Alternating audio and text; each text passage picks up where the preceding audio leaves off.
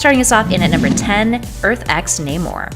We're starting off our list with a future version of a hero that's quite disturbing. We're talking Namor the Submariner on Earth X, also known as Earth 9997, an alternate timeline created by Alex Ross. On Earth X, all ordinary human beings have gained superpowers. It follows some of Marvel's mainstays and how they cope with a world in which superpowers are now commonplace. As you can imagine, their narratives have drastically changed because of this. Namor is one of the many heroes that doesn't have an overly pleasant time in this alternate universe. Thanks to having teamed up with Dr. Doom in the past, he's partially responsible for an event that killed Johnny Storm, aka the Human Torch. As you can imagine, this did not bode well with Franklin Richards, who would use his reality-bending powers to punish the Underwater Prince. How so? Well, he made it so that exactly half of Namor's body is constantly on fire when he was above water, scarring his body immensely. Eventually, the curse would be counteracted thanks to a spell via Doctor Strange. Speaking of Earth X, that brings us to our next number. In at 9, Earth X Cable. Cable of Earth 9997 has it even rougher than Namor. He's a literal pool of organic metal. Thanks to the techno-organic virus, Earth X Cable has a pretty gruesome fate. Hidden from the rest of society, planted beneath Magneto's Sentinel City in the Savage Land, the virus has completely taken control of him and has reduced his body to an immobile blob of metal. And it's pretty creepy looking. He's basically an entrapped giant living beneath the earth. Moving on to number 8, Doom 2099. So yes, Dr. Doom is way more villain than anti-hero, but we wanted to include this version of him on this list because it's utterly terrifying. Doom of Earth 928, aka the 2099 alternate reality, is known as All-Father Doom. It's worth noting that this universe is very much a bleak, cynical one. Now, this Doom is technically not Victor, but rather a man who believed himself to be Doom, having awakened in Latveria in the year of 2099. He takes over Latveria and then gradually starts planning on how to take over the rest of the world. So it should be no surprise that he claimed the United States presidency. And at 7, Zombie Hulk. Marvel Zombies is probably one of the most accessible alternate futures in Marvel Comics, according to multiple people. And I don't think that we need much of an explanation here as to why Zombie Hulk would be scary powerful. Hulk is already a brute with anger issues, but this story takes place in an alternate version of the Marvel Universe called Earth 2149, where all superpowered beings became infected by an extraterrestrial virus which transformed them into zombies. So the Hulk, who already had a passion for smashing, is now hungry for human flesh. Do you see where I'm going with this? On the wiki, his abilities are listed as genius level intellect, superhuman strength, superhuman speed, master combatant, and cosmic powers from when he ate the Silver Surfer and Galactus. But his hobbies also include devouring living flesh, which sounds like the worst dating profile ever, or the best. They even have a section for crimes he's committed, like genocide, cannibalism, and more. I wish they had that section on Tinder. That'd make things interesting. Moving on to number 6, Magus. Magus is quite literally the definition of an evil future alternate version of a hero. That hero is Adam Warlock.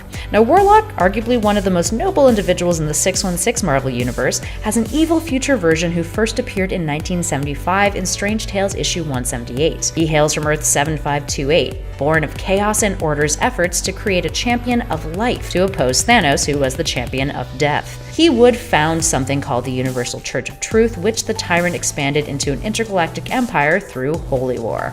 Ah, Holy War. Number 5, Superman. John Kent in Future State takes up the mantle of Superman after his father. This also happens after his father left Earth, and many of those who he helped believe that he actually has gone missing, possibly to never return. That's what people think is going on with OG Superman. Well, we skip through the future timeline and Future State with this version of John from this future being shown as a very heroic character. We also see some things that he does in this futuristic timeline that seemed, well, not so heroic. Like when he bottled the city of Metropolis. John believed he had no other choice and that this was kind of the most peaceful solution to fixing the problems that the city faced at the time. However, he later is forced to confront the fact that he took away the freedom of the people of Metropolis when he made this choice for them. Future State John Kent is dangerous because he is willing to do whatever it takes to protect the city of Metropolis, which sometimes means taking actions that other heroes like Supergirl find questionable. Moving on to number 4, Old Man Banner. Old Man Banner definitely falls into the disturbing category of our list. Old Man Banner is from the same universe as Old Man Logan, and is the primary antagonist of that storyline, or rather, the ultimate boss battle for Logan in it. In that 2008 story, supervillains have taken over the universe and many of the superheroes are dead, and when that takeover was happening, Wolverine was tricked into believing that the X-Men were all villains, so he attacked them. and killed them. When the illusion was lifted, all he saw was their maimed dead corpses, which drove him into seclusion, swearing that he would never unleash his claws again. Fast forward to much later. Logan has kept his promise and has settled down, now with a wife and children. But he is not by any means free. The Hulk actually owns the land that he lives on and is effectively his landlord, and isn't a good one. When Logan can't pay off his debt, he ends up agreeing to take a now blind Hawkeye across the Savage Land. But when he returns, he learns that Banner ordered his family to be killed anyway. So he goes after Banner, who, in this universe, has been driven mad by gamma radiation, and has had a bunch of inbred children with his cousin, She-Hulk. When the two duke it out, he literally eats Logan, who then unleashes his claws and digs his way out of Banner's stomach, inevitably killing him. And at 3, Maestro. Speaking of the Hulk, Maestro from the Future Imperfect storyline is actually the version of Hulk present in the Old Man Logan series. First appearing in the Incredible Hulk Future Imperfect #1 from 1992, Maestro possesses Bruce Banner's intelligence and the Hulk's more malevolent personality traits. After a devastating nuclear war destroyed most of the human race, the radiation from the war ended up basically supercharging the Hulk, turning him into an even more powerful version. He then ended up violently interacting with his cousin, She-Hulk, which resulted in the birth of the Hulk gang. Yeah, I know I said I didn't want to get into it, but at this point I kind of have to explain this. This is absolutely terrifying because while Hulk is already a freaking monster, add more radiation, more power, and the destruction of a whole country, and Bruce Banner's intelligence, there's certainly something to be scared of. Not only that, but this was in 1992. They ran this story along with the whole Hulk gang thing in 1992. Nobody would do this now, let alone 1992. That just seems like that's insane to me. And at number 2, Injustice Superman. Injustice Superman is the product of the Joker tricking the Man of Steel into killing his pregnant wife, Lois Lane. As you can imagine, when Clark finds out the truth, he loses it. Not even Batman can stop the Man of Tomorrow from thrusting his fist through the chest of the Joker in one of the most gruesome moments in alternate Superman history. This is the catalyst to the Injustice storyline, a world in which Superman becomes a tyrant, ruling supreme, opposed by a rebellion led by none other than Batman. Believing that he and other metahumans are meant to police the world in order to make it a better place, he goes too far, becoming a racist dictator. It's both an Elseworlds comic tale and the primary plot of 2 Injustice video games, the latter being more impressive than the former, if we're being honest. And last but not least, in at number 1, Maestro Hulk. Maestro Hulk is Hulk at his absolute prime, but insane and completely, totally evil, and arguably one of the biggest threats on this list, because it's a Hulk who not only is immortal and has unlimited power the angrier he gets, but also a Hulk who is cunning and intelligent. Let's backtrack for a hot sec though. First appearing in the Incredible Hulk Future Imperfect issue 1 back in 1992, this version of Banner is from Earth 9200, which takes place 100 years into the future after a nuclear war killed off most of Earth's superheroes. The planet is on the brink of extinction, and Hulk has seized control of it. He's been driven mad by the nuclear radiation and is bitter at the world for how he had been treated in the past. That's a deadly combination. He's also stronger than the regular Banner, with the radiation increasing his strength. Number 10, Cable. Cable is not only dangerous to others he comes up against as a hero, but he's even dangerous to himself. Cable is a badass from the future who is taken there in his youth to protect him and ensure his survival. He has since made his way all across and through time, and has even returned to the present from the future, which is his past. Yeah, it's a lot of time travel stuff. It can get a little confusing. When Cable dies, it isn't even because anyone else took him out either, and he even saw it coming, because it turns out that his younger self was the one responsible, a version of the character we often refer to as young Cable or Kid Cable. So yeah, Cable is deadly in the sense that he'll do whatever he needs to, even if it means ending his own time loop by killing his older self. Does that make sense? I hope what I said just made sense. I think it made sense.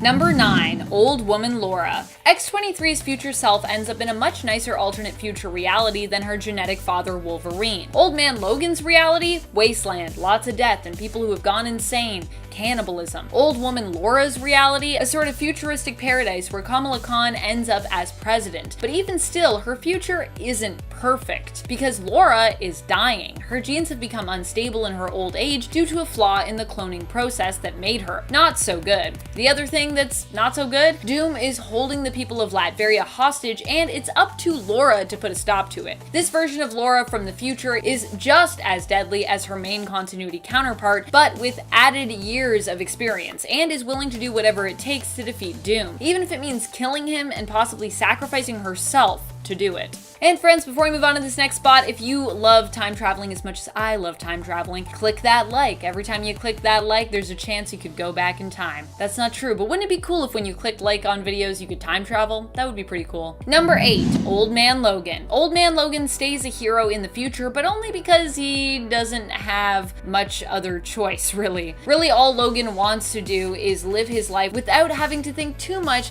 of all the deaths of his friends that he's responsible for. Logan, in the alternate future of Earth 807128, ends up killing all of his fellow X-Men after being tricked into thinking they were all villains by Mysterio. Not only was he capable of causing all of that death, but further into the future, he goes up against a powerful and horrific villain in his time and reality, facing the head of the Hulk gang and also sort of his landlord, Pappy Banner, aka Old Man Hulk. Something went wrong with Bruce Banner as time went on in this reality, and he basically lost his mind, likely as a result of that gamma radiation affecting him well into his elder years, and not in a good way. Logan ends up being swallowed whole by Hulk, but defeats him in the end by cutting his way out of Old Man Hulk's gut.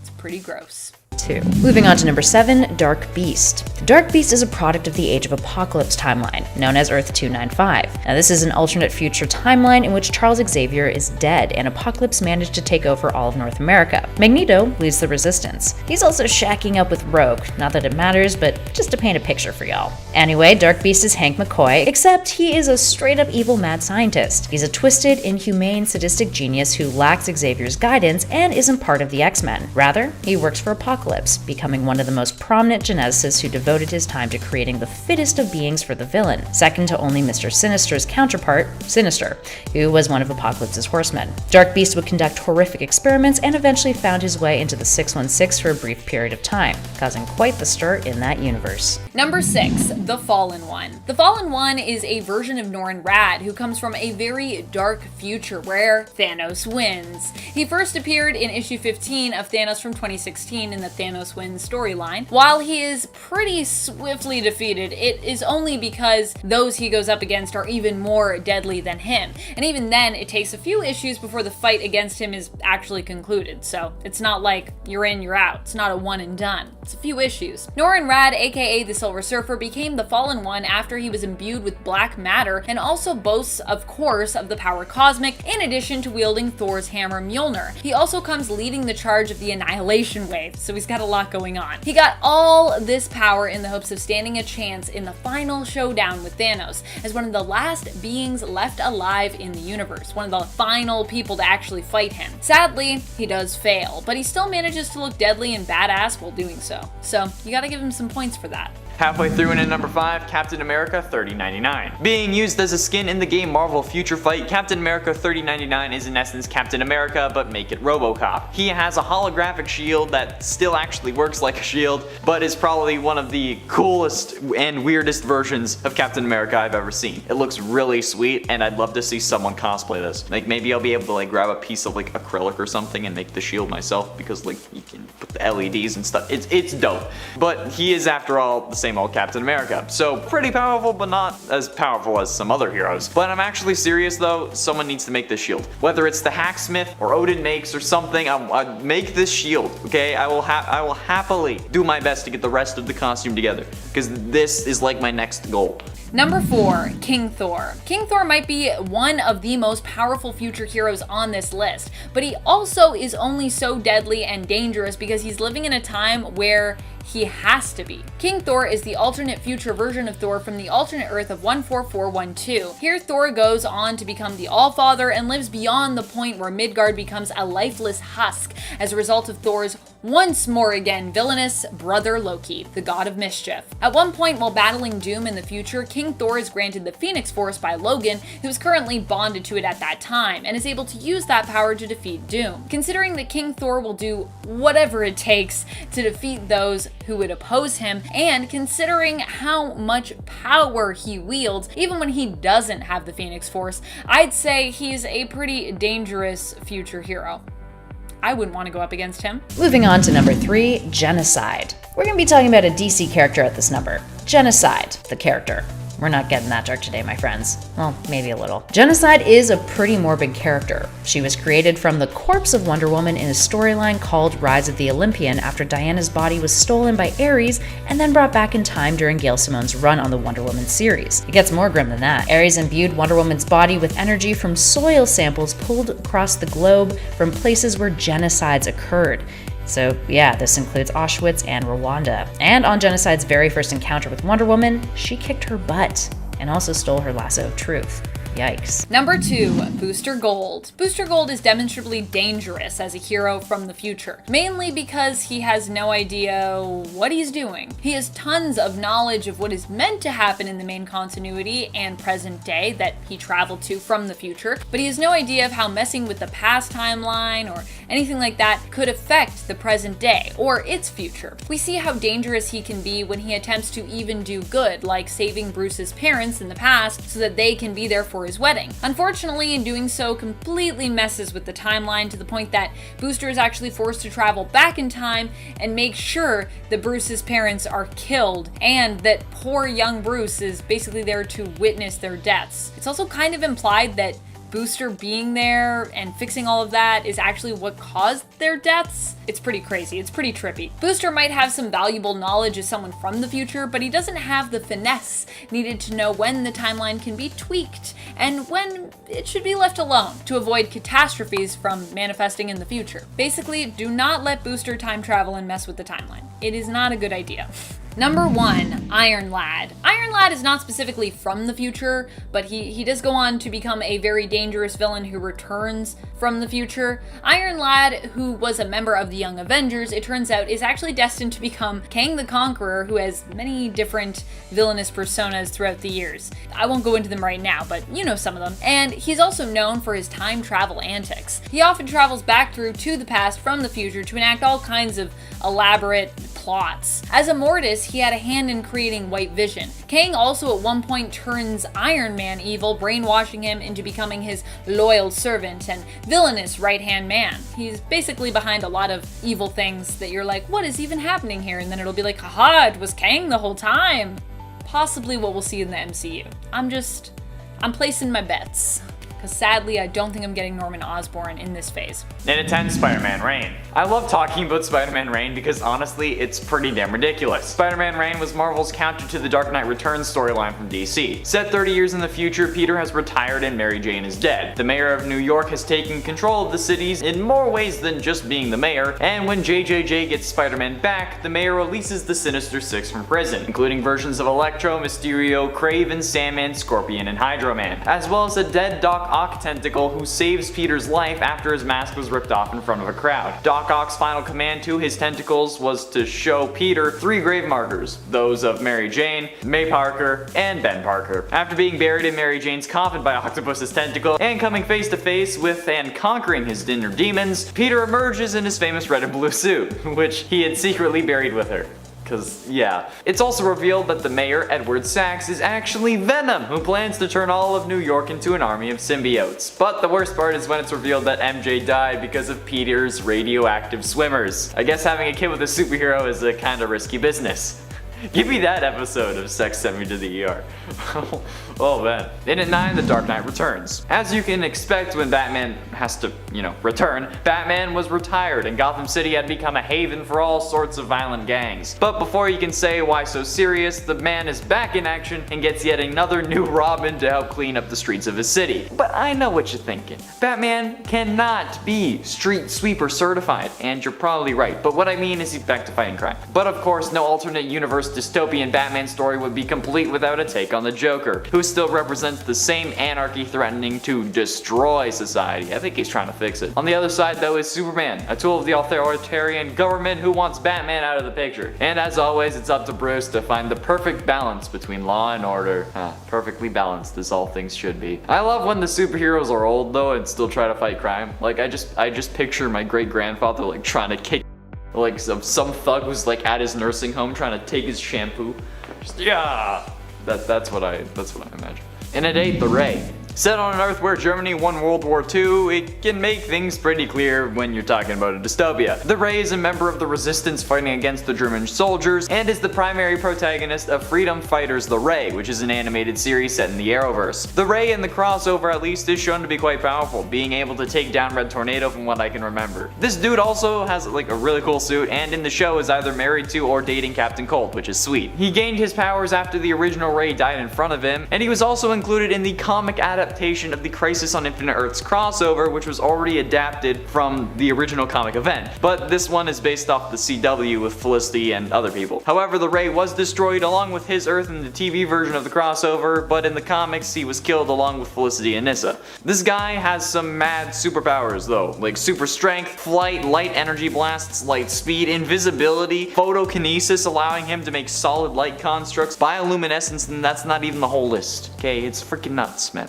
Number 7. Green Lantern. Jessica Cruz from our time might not be quite so dangerous yet, but when we glimpsed into her possible future in the Future State line from DC, we learned that there is a future version of her who becomes a Yellow Lantern, joining the Sinestro Corps. Not all Yellow Lanterns are bad, but because they are generally about instilling fear in others, they more often than not tend to end up becoming deadly supervillains. And that's usually who they are. Jessica Cruz found herself stranded on a Green Lantern base and outpost without her powers, and when Sinestro Corps members showed up to investigate, found herself offered a Yellow Lantern ring after her fight against them had resulted in her overcoming her own fears and instilling fear into the hearts of her enemies. Which I'm not gonna lie, I really like that twist in the future for Jessica. I think Jessica as a Yellow Lantern is really cool. And at 6, Injustice Flash. But what about a world where Superman was tricked into killing Lois Lane and his unborn son by the Joker, who made him hallucinate fighting Doomsday, but then also nukes Metropolis? That's a thing that happened and it was absolutely brutal. So Superman ends up killing the Joker and then gets a taste for it, basically becoming a dictator of the world and then turning it into a dystopia where his word is law. Batman among others obviously fight it, but one of the superheroes who joins Superman is actually the Flash, who is still super fast, but now he works for a totalitarian regime. He does end up defecting, but let's be honest, he's more powerful when he's working with Superman because everyone ends up fearing him. He could shove a vibrating hand through your chest faster than you could say your own name. Just the thought of Superman having a speedster in his corner is enough to make your spine shiver. In our number 5 spot, Bruce Banner of Earth 9591. So from here on out, we've got quite the selection of Bruce Banner alternates for you all. Starting off with this one from Earth 9591, also known as the Ruins universe. Now for context, Ruins is a 1995 limited series that follows a former Daily Bugle reporter named Phil Sheldon as he navigates a dystopian alternate reality in which, according to him, I quote, "everything that can go wrong will go wrong." Now in comparison to the 616, it is a reality filled with experiments and accidents that resulted in painful deaths and horrible deformities rather than individuals with superpowers. This version of Banner is no exception. He was horrifically mutated after saving Rick Jones during the Gamma Bomb experimentation that would normally give him his powers. On this much more realism-inspired Earth, the exposure transformed him into a mass of pulsating green tumors. He would eventually be captured and held by the CIA, not that it would improve his existence anymore though. And if that doesn't freak you out, the description of this Banner via Rick Jones describing his transformation likely will. I quote, "It hurt to look at him. His skin went black and dry and cracked, and light shone out of him, like all his meat was on fire. Then he started to swell, and then the tumors broke him open." I mean, when someone describes you as all of your meat was on fire, something to be worried about. In at 4, Old Man Logan. The dystopia in Old Man Logan is about as screwed up as it gets. It was, after all, the inspiration behind the Logan movie, if you didn't already know. The original comic run of this story was all about Logan and a blind Hawkeye traveling across a country that had been completely conquered by supervillains. Those villains included the Abomination, Magneto, Doctor Doom, and Red Skull. The other villains that appear also include a venomized T-Rex. No, I'm not kidding. And the Hulk Gang, which is a whole other can of worms I don't really want to get into. Eventually though, Hulk and Logan have one final face-off, toe-to-toe, shot for shot, and Logan ends up decapitating the Hulk and then is on his way, finding a new sense of purpose, wanting to take the country back from the supervillains who took control, which is a noble yet probably lost cause, because let's be honest, would he really have won in that scenario? I don't think so. Number 3. Cosmic Ghost Rider. I would say Cosmic Ghost Rider is one of the most dangerous heroes on this list because he's not entirely mentally stable, which also makes him a lot more unpredictable. Cosmic Ghost Rider was originally Frank Castle, aka the Punisher. When Thanos attacked Earth, Frank made a deal with Mephisto, following his death, to become a spirit of vengeance, a Ghost Rider, so that he could return to Earth and get revenge on Thanos for all of the people on Earth that he had killed. However, by the time Frank returned to Earth, there was basically nothing left to avenge, and Thanos had already left, leaving the planet empty and desolate. Frank wandered as a Ghost Rider for years, and in his solitude, lost his mind. He would go on to become a Herald of Galactus in an attempt to defeat Thanos, but would eventually submit to being Thanos' Herald after realizing that fighting against him was pretty pointless. Penultimately, and at number 2, Kingdom Come Superman. Yet another world where Lois Lane dies, except this time it's directly at the hands of the Joker, who had flooded the Daily Planet with his own toxin, killing everyone but Lois, who had managed to locate a gas mask. However, she tried to attack the Joker, but then Joker cracks her skull. Superman returns and Lois succumbs to her injuries and dies. As the Joker arrives for his trial though, he's killed by a new superhero called Magog. But then, Magog ends up being acquitted of his charges, which just makes Superman appalled, because, you know, the public is embracing a killer. But I mean, like, let's be honest, they do that anyway. Already disheartened by the death of Lois Lane, Kal-El abandons his life as Superman and retreats to the Fortress of Solitude, where he spends the next decade. Superman eventually returns to reform the Justice League with the goal of capturing heroes who followed Magog's example and took to killing, which results in many a battle and a nuke targeted towards metahuman genes. But in the end, Superman starts dating Wonder Woman and they end up expecting a child. Hopefully Joker doesn't make you think you're fighting Doomsday. Finally, in at number 1, Dr. Manhattan. Dr. Manhattan is considered the most powerful superhero in comics because he possesses basically unlimited powers. He debuted in the graphic novel limited series of Watchmen, published in 1986 and 1987, but Manhattan later on became a major player in the DC universe. He was revealed to be responsible for the Flashpoint event, which ended up creating the New 52 timeline in the process, something that removed 10 years of history of DC characters, and he did it on his own. So how could I not include Dr. Manhattan on this list when the Watchmen comic is very dystopian? The dystopia in Watchmen is caused by superheroes who thought that they could save the world but ended up leaving it hollow and broken. And Ozymandias makes another dystopia on top of that, thanks to him thinking that the only way to fix the world would be to destroy it. I still don't get this thought process, but I also totally get this thought process. Like, thinking that the world needs a reset, I understand, but actually trying to reset it is something else entirely.